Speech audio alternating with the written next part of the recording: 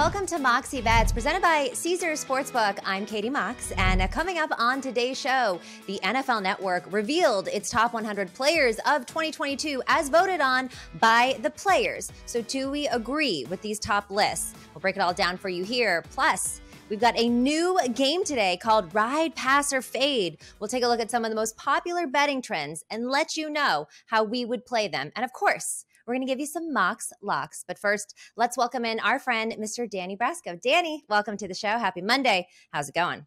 It's going great, Katie. That top 100 list, really interesting. Your boy Kyle Juszczyk, San Francisco 49er, creeping in at number 100. I was happy to see that, so I wanted to throw you that right there. The juice, he's a beast. I'm glad he made the list.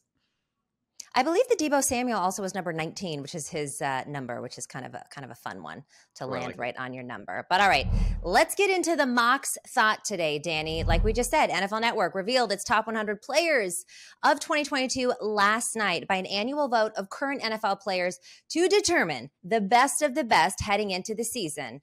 Tom Brady, of course, earned the top spot. And here's a look at the top 5. You got Brady number 1, Aaron Donald number 2, a little bit of controversy there recently, Aaron Rodgers number 3, Cooper Kupp number 4, and Jonathan Taylor number 5. So here are my thoughts on the top 5. Yeah, these make sense. Tom Brady, the greatest of all time, if you're going to ask the players to vote on it. Not super surprised that they chose Brady up there. Aaron Rodgers, 2-time MVP back-to-back. Of course, you're going to have him up there. We all know what a stud that Jonathan Taylor is, and Cooper Kupp with the season that he had last season. It's hard for me to go against these top 5. I think it makes a lot of sense. Danny, what do you think?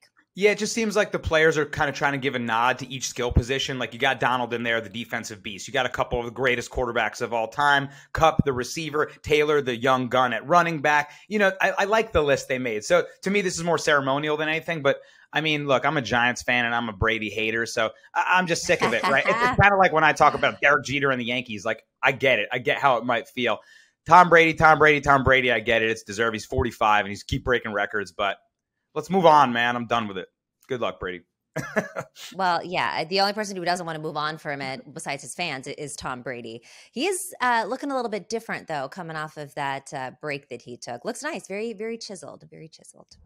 It's time for a new segment called Ride, Pass, or Fade. We'll take a look at some of the most heavily bet teams and players and decide if we are riding with the crowd, passing altogether, or fading them. First up, we're going to talk about the Eagles here. So Caesars bettors are heavily backing Philly. Very interesting. NFC East odds opened at the Cowboys as the favorite, minus 150. Eagles plus 330. The odds now, Cowboys plus 130. Eagles plus 155. Eagles have more money to win the NFC East than the Cowboys, the Giants, and the Commanders combined. They have over 50% of the handle, 42% of tickets, the most tickets. Are we riding, passing, or fading the Eagles to win the NFC East at plus 155? Danny, what's your answer? Well, first of all, I'll tell you this right now. The NFC East is my division. I'm a Giants fan, but immediately I opened the season wearing this replacements jersey, hoping that, our whole team just gets replaced. And I know this division well. It's the reason I bring it up. So I love the Eagles to win this division because looking at the Giants, looking at the Cowboys, looking at the Commanders, to me, I don't know how the Eagles don't go at least 5-1 in division. I talk about this a lot. I love classic old school football fundamentals. And something I love to talk about is trench warfare. And the Eagles do it so well on both sides of the line. Their offensive line and defensive line are the strengths of that team. Inside the trenches there, you're not beating the Eagles. I think they can kind of just will their strength to victory in a lot of games based on Fletcher Cox and Jordan Davis up the middle. Who's running? Who's running on that defensive line? Jason Kelce, Lane Johnson on the offensive side. Who's going to stop the Eagles' run game with them? So their weak points might have been in the secondary, but they get my guy James Bradbury from the Giants, and he was a really good corner last year, so they addressed that. Then on offense, we're still asking about Jalen Hurts. Well, their weak points maybe can Jalen Hurts throw over the middle of the field? That's been a big talking point. They get A.J. Brown. He eats up the middle of the field, right? So it feels like they're addressing all their points. And I don't know. I don't believe in these other teams. I think the Cowboys are perennial frauds. And without an amazing offensive line, without that amazing offensive line that they had built, I don't trust them. And it's sort of crumbling apart since, Collins and Connor Williams left in free agency. So now there's injuries. I don't trust anyone else except the Eagles. Hurts has to be that guy. I think he takes another step up and they win this division. So there's a reason the odds shifted so crazy. Give me the Eagles. I'll still take it at this plus money, price right here.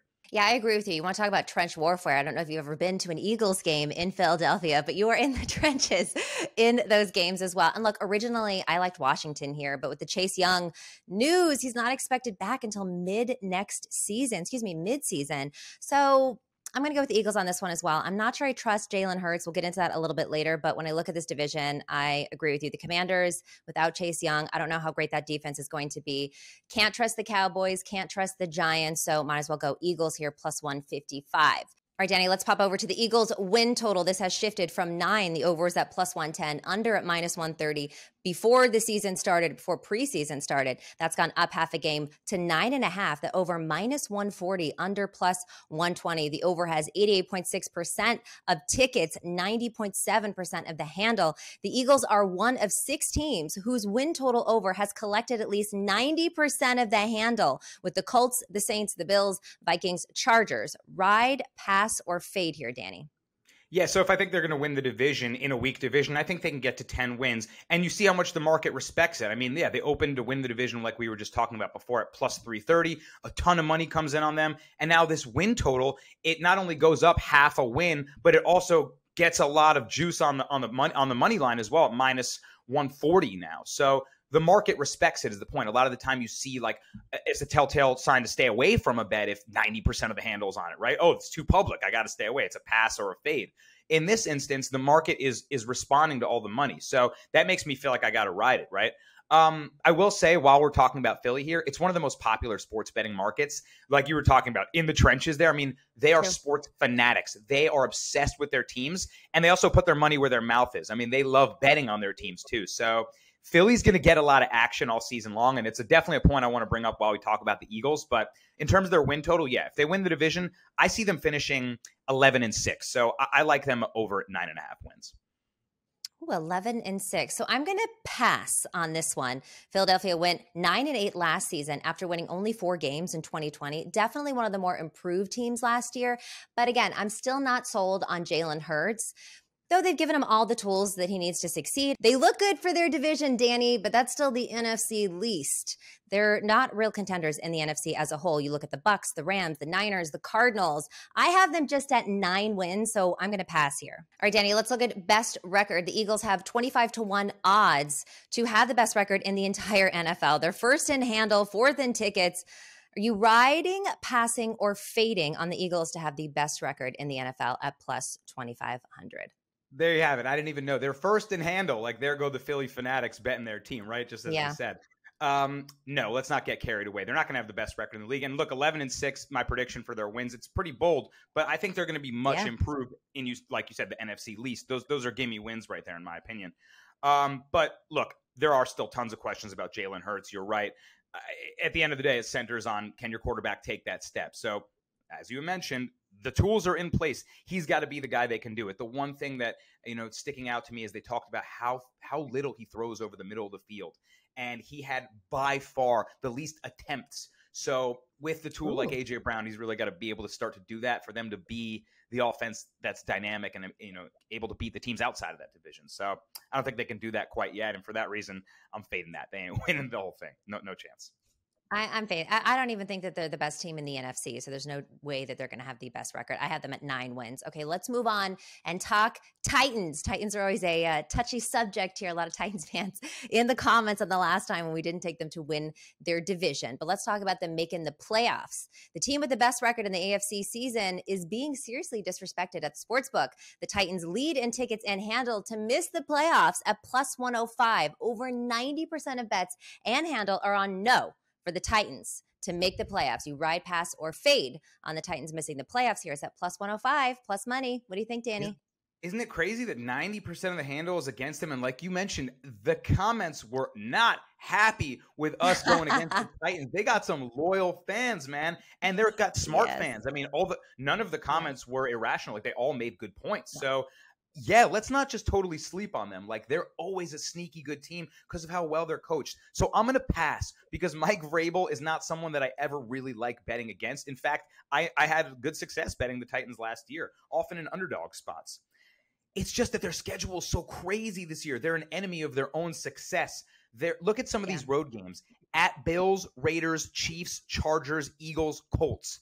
Then even when they're at home, again, they got to play the Colts twice. So they host them, then the Broncos, Bengals, Cowboys as well. I mean, that's 9 games and 9 of the best teams maybe in the league. So I'm going to pass because Vrabel can do anything, and I really love his mind and how he coaches his team. But I don't think they can do it, so I'm sitting on the sidelines. I am agreeing with you on this one, and I am passing as well. As much as I'm not really feeling the Titans' chances this year, especially, as you mentioned, 12th most difficult schedule. They've still got Mike Vrabel as their head coach. The Titans have clinched 2 consecutive AFC South titles, 3 straight playoff berths under Vrabel. They went 12-5 last season, and that's with Henry missing 9 games. The last 4 years, they've had a top 12 scoring defense, but the AFC has gotten a little bit tougher. You got Matt Ryan to the Colts. Jags just spent a ton of money trying to improve their roster. I just don't see it for them, but I'm not willing to bet against them because it's Vrabel, so I'm going to pass on this one as well. What is the 90% of the handle that's fading the Titans? Like, where are all these Titans faders? Like, that's shocking to me that the handle's that heavy against them. It's probably the same people who are voting or betting for the Eagles to have the best record in the entire NFL. I don't know. People are crazy. All right, moving on to the Bucs. The Bucs are the favorite to win the NFC South, minus 280. Heavy favorites there, but they're second in ticket handle to win it behind the Saints at over 65% of the ticket and 50% of the handle. Ride, pass, or fade that the Saints are going to win the NFC South at plus 320. Saints are again, they're fanatics, go crazy for their team. I can't believe that they're more heavily bet than the Bucs. But the Bucs made the Bucs unbettable at minus 280. No one's taking a division winner, right? True. But no, they're not going to win this division. I will say that they're being slept on slightly. The Bucs are going to run away with this division, but Michael Thomas is back, and he's got a partner in crime at Jarvis Landry now. Jameis might have a lot of success with those guys. Let's not forget how great Michael Thomas is before his absence. So I wouldn't be, and that defense was stingy all year, despite having nothing on offense to help them out on the other side. They just have like an 8-game stretch this year. That's the most brutal thing I've ever seen in my life. Look at this, Katie. Bengals, Cardinals, Raiders, Ravens, Steelers, Rams, Niners, Bucks. Good night. There's your season. Oof. So that's brutal. They're not going to win the division, but don't be surprised if they make some noise. I agree. I could see this as a playoff contender, but definitely not someone that's going to win the division. I agree. It's probably the Bucs that are going to run away with this. Although I think people are worried about the Bucs right now with all the problems on the O-line. Tom Brady, when he doesn't have good protection, obviously, like any quarterback, just is not as good. So we'll see on that. Let's talk about the Bucs win total. The Bucs are tied with the Bills for the highest win total at 11.5. The over is at plus 118, under at minus 140. The under has notched 60.3% of the tickets and 84.4% of the handle. Ride, pass, or fade on the Buccaneers under 11.5 wins is at minus 140, Danny.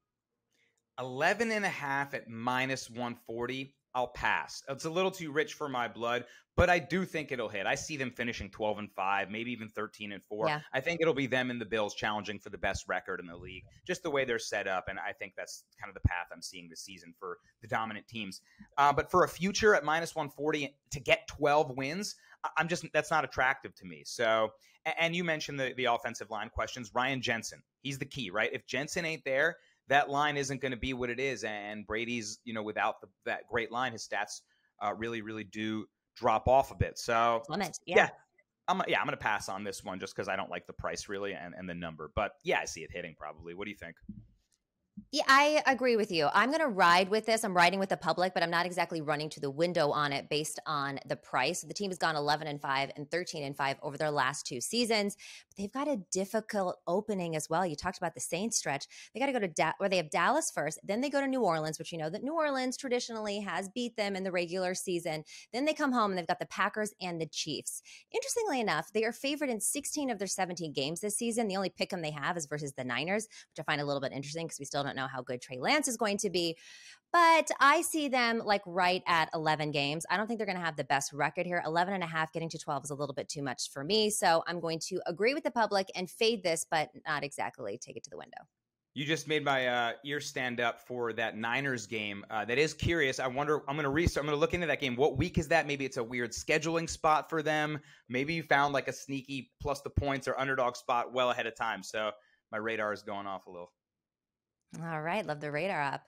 Okay, let's talk about Tom Brady. He's plus 700, co-favorite with Justin Herbert to lead the NFL in passing yards, and the plus 500 favorite to lead in the NFL passing touchdowns. But he's 7th in tickets and 5th in handle for passing yards, and 11th in tickets and 5th in handle for passing touchdowns. Say that 5 times fast. Okay, so this one's a little bit tricky because bettors are actually fading Tom Brady here. So ride, pass, or fade Tom Brady for the most passing yards at plus 700 and passing touchdowns at plus 500. Danny, what do you think? So in our last episode last Monday, we went over a lot of the league leaders and futures for stat category leaders that we thought. And we didn't have Brady in either, Katie. I went with Herbert for passing yards. And Brady's also never gone back-to-back as the touchdown leader in any 2 seasons in his career. So for TDs, I even went bold and went plus 1,000 Josh Allen. And you went Herbert on that end. So I guess we're kind of with the people here. I mean, seeing Brady 10th or 11th in tickets for anything is very surprising. But again, Ryan Jensen and the O-line. Will it work or won't it? And even if it doesn't, he'll have a great season. It's Tom Brady. But I don't know if he goes 5,000 plus again. I don't know if he goes 40 plus TDs again. So I'll go with some other studs that I like Herbert, Burrow, Josh Allen, Lamar Jackson. Other people were talking about in other categories that, I want to go with the changing of the guard. You already know I'm a Tom Brady hater. I'm not a Tom Brady hater, and I'm also someone who should have learned a lesson from betting against him because I feel like whenever I do, he comes out and puts some egg on my face. So I'm agreeing with you, and I'm agreeing with the public. I am fading Tom Brady on this one. I like Joe Burrow for passing yards, and I like Justin Herbert for touchdowns. Both Herbert and Burrow up their offensive lines and their offensive weapons. They're young studs, changing of the guard. Let's agree with the Caesar Sportsbook bettors here. All right, Danny. Aaron Rodgers, an MVP. He opened at plus 700 to win the MVP. Odds are now plus 1,000 due to lack of action. The back-to-back MVP winner is 14th in tickets, 20 in handle to win the award. Are you riding, passing, or fading on Aaron Rodgers to win MVP at plus 1,000? Isn't it crazy that the back-to-back MVP didn't get enough action, so the books had to make it spicier and make it more attractive? Yeah. Like, he's going for the MV3-peat right here. But people aren't really interested. And honestly, I'm not either. I mean, it's Aaron Rodgers, so of course he's going to be a candidate every year. He's amazing. He's one of the best guys to ever play the position. But in my opinion, it's less about the stats and the numbers. Of course, he lost Devontae Adams, so we're all expecting regression. That's not rocket science. Anybody could figure that one out. I just feel like narrative-wise, Roger Goodell in the NFL might be a little tired of Aaron Rodgers and all the shenanigans that happened last year and the COVID stuff. And he won the MVP. Or the ayahuasca and then playing on Percocet. I mean, he's constantly talking about the drugs that he's doing as well. I don't think they're happy with that. Like, yeah, exactly. He's just kind of going off the deep end, all the drama in Green Bay about the contract situation. Like, he was the drama and talk of the town. He was the NFL sitcom last year. So maybe they're kind of done with him. And it's just sort of a fringe take. But, the award is given to the guy they want to choose to be the face of the league. Of course, your stats and your accolades have to match up. But at the end of the day, this is a political game. So I think that Aaron Rodgers might be on the outs politically, so to speak. And I think they move on from him. But, he's going to make a campaign as he always does. I'm going to pass on this one. So he's won 2 years in a row. The only person who has won 3 years in a row is Brett Favre, also with the Green Bay Packers. He won 95-97. I think if Aaron Rodgers could have an incredible season like he has the past 2 seasons without Devontae Adams, then of course he's going to be in this conversation because everybody's doubting him. But I just don't know that he is going to be. But I don't have enough balls to vote against him here, so I'm going to pass on this one. All right, let's talk Matt Ryan passing yards here. So he opened up with his total season passing yards at 3,750.5. That's moved to 3,775.5. Now, why is that? Well, Ryan has gotten the most over tickets and money out of any quarterback for this prop. And up to a couple days ago, there had not been a single underbet that has come in for Ryan. So we need to know, are you riding, passing, or fading on Matt Ryan over 3,775.5 yards? Is that minus 115, Danny? The bettors are saying, how dare you fade Matty Ice coming to the Colts here. I like it. I mean, I think he's going to be a good fit there. I'm riding the over. He's done it every single year since 2011. Yes. And his total has come down. So as a bettor, your red light goes off and you're like, okay, well, that's suspicious. What am I missing? Maybe the idea is that he passes a lot less because of the run game with Jonathan Taylor, and they just give it to the bell cow. He doesn't have the attempts. But he's thrown over 4,000 yards in a million seasons. It's Matt Ryan. He's one of the the most consistent veteran quarterbacks in the game still. So why reinvent the wheel? Yeah, maybe it's curious that they drop the total a little, but keep doing what works. Matt Ryan's going to hit this over. I would ride this. I'm agreeing with you on this one, Danny, and I'm taking the over as well. He has hit over this mark in the last 4 seasons, and I think you said he's hit the over actually in the last 11. So if it ain't broke, don't fix it. I would also argue that he's got some better weapons there in Indy than he had in Atlanta. So let's go over for Matt Ryan. Lions, Tigers, and tailgates. Oh my, the college football season is always a great time of year. Besides the jerseys, the face paint, and the foam fingers, there's the food. And nothing gets you more fired up for game day than Eckrich smoked sausage. They're naturally hardwood smoked and have the perfect blend of spices. From buffalo sausage dip to sausage chili mac and cheese, Eckrich smoked sausage is a quick way to bring flavor to all your tailgate meals. Visit Eckrich.com for easy, one-of-a-kind sausage recipes. Eckrich, you do you. All right, it's time for Mox Locks, and we're going to switch gears here and talk about the MLB slate, give you our best bets for tonight. First up, I'm looking at the Twins' money line versus the Red Sox is at -120. So the Red Sox are technically not out of the wild card race, but they're still below 500. The Twins, on the other hand, they are neck and neck in the AL Central with 3 different teams. You got veteran Dylan Bundy of the Twins versus rookie right-hander Brian Bello for the Sox. Bundy is 7-6 in 23 starts this season. He's got a 4.56 ERA. Bello 0-3 with a 7.36 ERA. The Twins can't afford a loss here, whereas the Sox are likely looking at a rebuild for next season. You got the vet with the hungry team versus the rookie with the flailing team. The Twins also have been a favorite in 75 games this season. They've won 47 of those, which means this hits at 62.7% of the time. I'm going with the Twins here. Danny, you got to play in this game as well. Nice breakdown. I like that a lot. And what just a point I want to make about the last thing you said, it's called implied probability. You're betting the Twins at -120, but you found that when they play as a favorite, they win at a 62+% rate. That's just a statistical advantage, and that's how you win sports betting. So I do like that, and I like your edge there on that angle at least. I'm actually going to go with the over in this game. I like the over 8.5 at -110. Twins offense is hot coming off a sweep over the Giants, and they played to 20 runs over the course of those 3 games. So I like the way the bats are cracking. You were talking about Brian Bello. I mean, yeah, he's kind of a liability. Like sometimes, especially for a rookie, your ERA can get ballooned, one terrible start. So sometimes you look deeper in the ERA. The concern is the whip. It's over 2. In just 22 innings, he's given up 34 hits and 12 walks. So that's no bueno. I expect him to give up runs to a Twins offense that's running good the last few games. And then Bundy, it's so interesting. You talked about him as the veteran. I remember when he was coming up with the Orioles and he had really good stuff. He had this 12-6 curveball. It's all about the stuff. All of a sudden, he's not really striking guys out that much, and he's been pitching well over the last few games, but not with the strikeouts. So he's pitching to contact, and that's been working. The thing is, the Red Sox are 6th in batting average, 3rd in hits, and 1st in doubles in the league. I think that spells maybe you're going to try to pitch to contact them. That could spell runs. So combine those 2 factors. I like the over 8.5. I'm expecting this one to go over that number. Next up, I'm looking at Carlos Rodon over 6.5 strikeouts. It's at -119 tonight. Carlos Rodon is one of the most dominant strikeout pitchers in baseball. He's 12-6 with an ERA of 2.81, 189 strikeouts in just 25 appearances this season. His K-9 rate, it's 11.55 versus the Padres. He's 1-1 with a 1.80 ERA, so even better. He's got 18 strikeouts in just 2 games this season. He had 12 strikeouts in one of those games, so I just feel like there's nothing good really about the Giants right now except for Rodon, so I'm going to take him over his strikeouts tonight. Perfect segue into mine. I'm going with the under 7.5 in this game. And to a lot of your points, I mean, Rodon is kind of making a fringe Cy Young campaign. He's on the outside. He's not going to win it, but he's been fantastic in August. And in 4 starts, he's 3-0, 1.85 ERA. He's given up just 5 runs and 2 walks over 24 innings of work in this month. So, like you just mentioned, this Giants team is not doing very much. Their offense barely has a pulse. In 9 of the last 11 games, they've scored 3 runs or less. And now they get a guy in Mike Clevenger in the Padres that when he's on, his stuff is electric. He's hard to hit. And this is the last game of the night. It's on ESPN+.